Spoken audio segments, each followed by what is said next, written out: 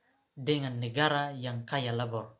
Yang kelima, masing-masing negara akan cenderung melakukan spesialisasi, produksi, dan mengekspor barang tertentu karena negara tersebut memiliki faktor produksi yang relatif banyak dan murah untuk melakukan produksi, sehingga negara yang kaya kapital akan ekspornya padat kapital dan impornya padat karya, sedangkan negara kaya labor ekspornya padat karya dan impornya padat kapital.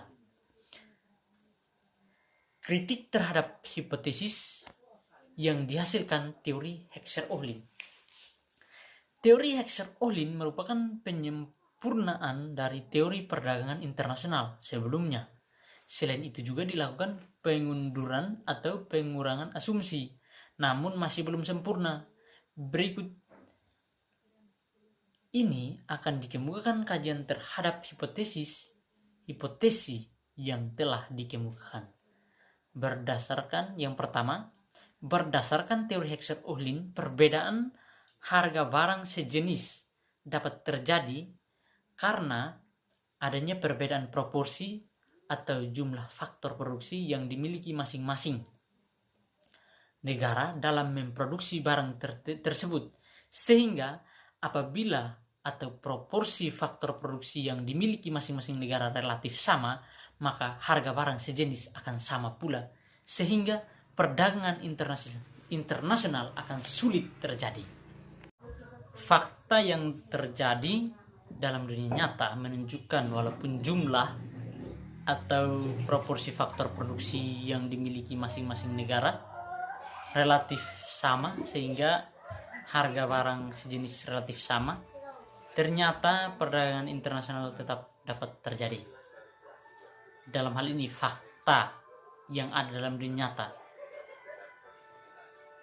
yang berbicara soal walaupun jumlah proporsi faktor produksi yang dimiliki masing-masing negara relatif sama, sehingga harga barang sejenis relatif sama, ternyata perdagangan internasional tetap dapat terjadi.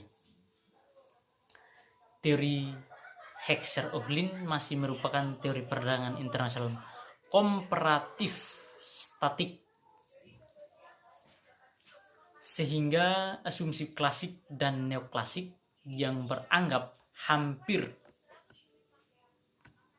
semua besaran variabel dalam perekonomian adalah statik, tidak berubah atau diasumsikan exogenous atau perubahan ditentukan di luar model. Pada fakta yang terjadi adalah terjadi perubahan secara terus-menerus pada variabel dan perubahannya terjadi di dalam model endogenous. Kondisi menyebabkan aplikasi teori Heckscher-Ohlin menjadi terbatas atau tidak dapat diterapkan secara umum. Oleh karena itu, teori hanya dapat menjelaskan terjadinya perdagangan antara negara yang kaya tenaga kerja dengan negara yang kaya kapital, di mana hanya merupakan sekitar 40% dari volume perdagangan nasional. Kondisi real yang tidak sesuai dengan asumsi teori Heckscher-Ohlin. Yang pertama, kondisi permintaan dan penawaran komoditas perdagangan senantiasa mengalami perubahan karena variabel yang mempengaruhinya senantiasa berubah. Yang kedua, teori perdagangan terbaru menyatakan bahwa pengetahuan adalah variabel penentu keputusan perdagangan dan investasi. Yang ketiga, jumlah dan kualitas faktor produksi dan teknologi berubah dari waktu ke waktu. Variabel ongkos yang keempat, variabel ongkos transportasi diperhitungkan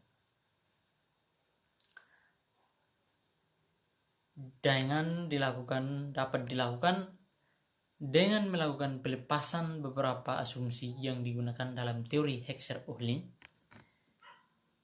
Asumsi teori Heckscher-Ohlin yang mengatakan tingkat teknologi sama sudah tidak relevan karena fakta di lapangan menunjukkan tingkat teknologi yang tidak sama serta ada penundaan dalam proses transmisi dan atau difusi teknologi satu negara ke negara lain, sehingga dalam suatu negara bisa terjadi eksportir yang sukses jika terus-menerus melakukan inovasi.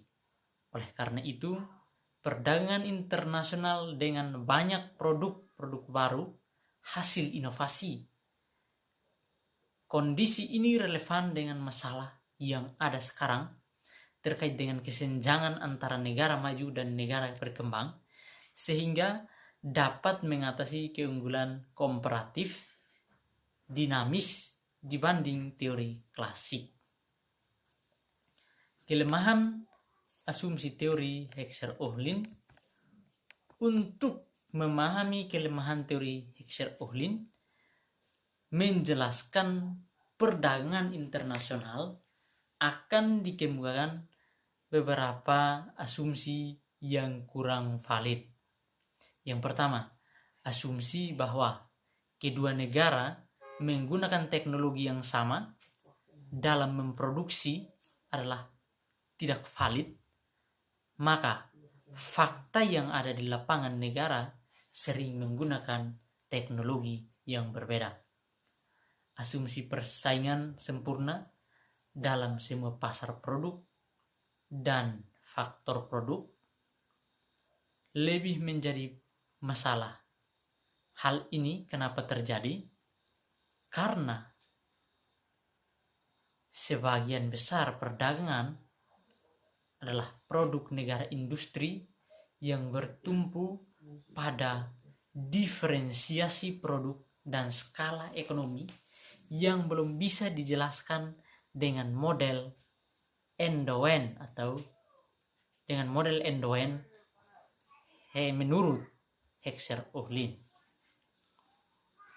Yang ketiga, asumsi tidak ada mobilitas faktor internasional. Adanya mobilitas faktor secara internasional mampu mensubstitusikan perdagangan internasional yang menghasilkan kesamaan relatif harga produk dan faktor antara negara.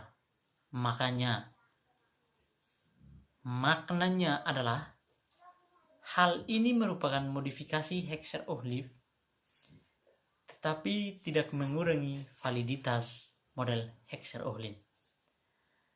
Yang keempat, asumsi spesialisasi sepenuh suatu negara dalam memproduksi suatu komoditi yang masih memproduksi komoditi yang sebagian besar adalah dari impor.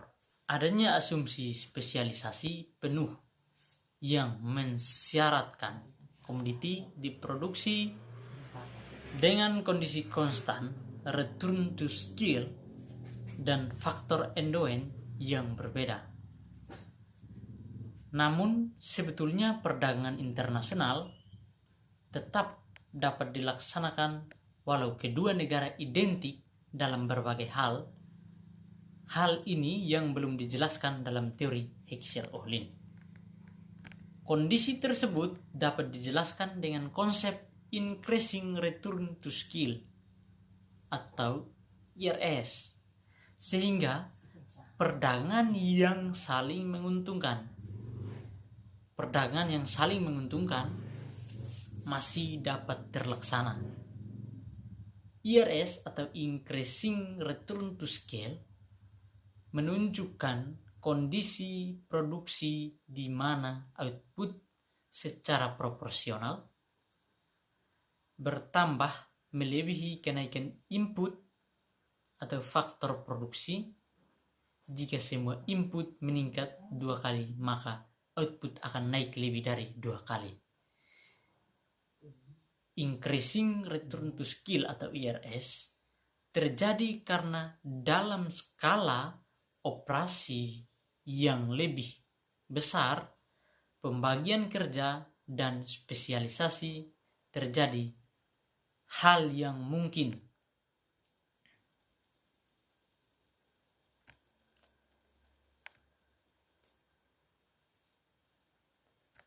Kritik oleh ahli perdagangan internasional, kritik Raymond Vernon dalam kritik terhadap kelemahan teori Heckscher-Ohlin di atas antara lain dinyatakan bahwa teori Heckscher-Ohlin hanya mampu menjelaskan 40% dari volume perdagangan dunia, sedangkan fenomena terjadi 60% negara maju belum mampu dijelaskan, oleh memunculkan peluang timbulnya teori baru, yaitu teori siklus produksi produk life cycle yang dikemukakan oleh Raymond Vernon.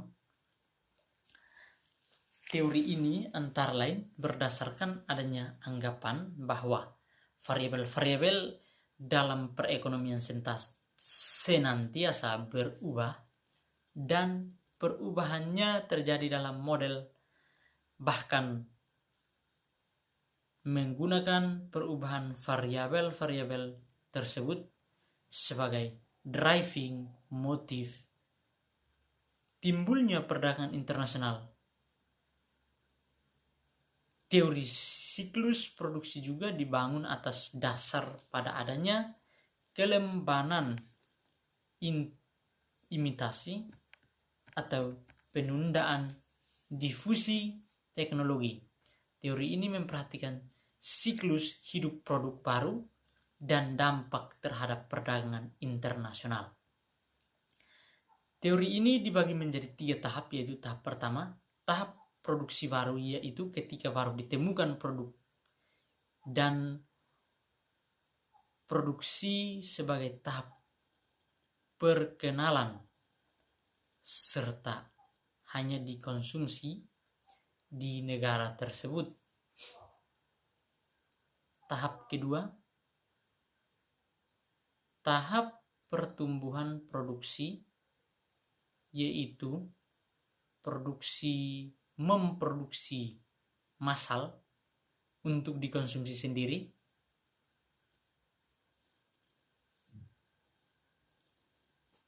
dan diekspor ke negara lain. Tahap ketiga, tahap standarisasi produk, yaitu tahap di mana negara penemu pertama produk tersebut sekarang menjadi pengimpor dengan alasan skala ekonomi, sehingga dapat dikatakan bahwa teori menempatkan keunggulan komparatif dinamis karena sumber ekspor negara bergeser melewati suatu siklus hidup produk. Kritik Linder mengenai persamaan selera. Asumsi lain teori Heckscher-Ohlin itu adalah adanya kesamaan selera di mana kedua negara. Hal ini kurang relevan sekarang menurut ekonomis Swedia Staffan Burenstam Linder yang mengemukakan teori Linder selera konsumen sangat dipengaruhi oleh tingkat pendapatan, di mana Linder selera konsumen sangat dipengaruhi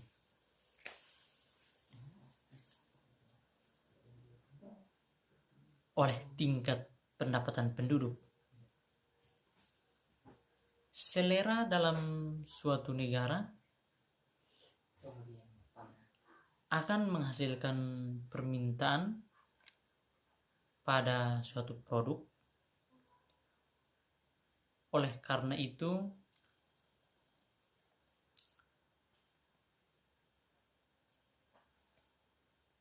teori Linder berorientasi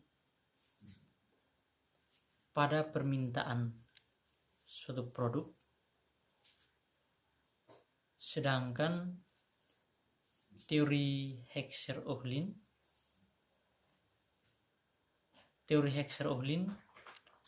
berorientasi pada penawaran, karena fokusnya teori Heckscher-Ohlin pada faktor sumber daya dan intensitas faktor, sehingga suatu negara akan mendorong produksi produk, sehingga suatu negara akan mendorong produksi produk yang diminati atau menjadi cerminan selera, sehingga muncul ekspor,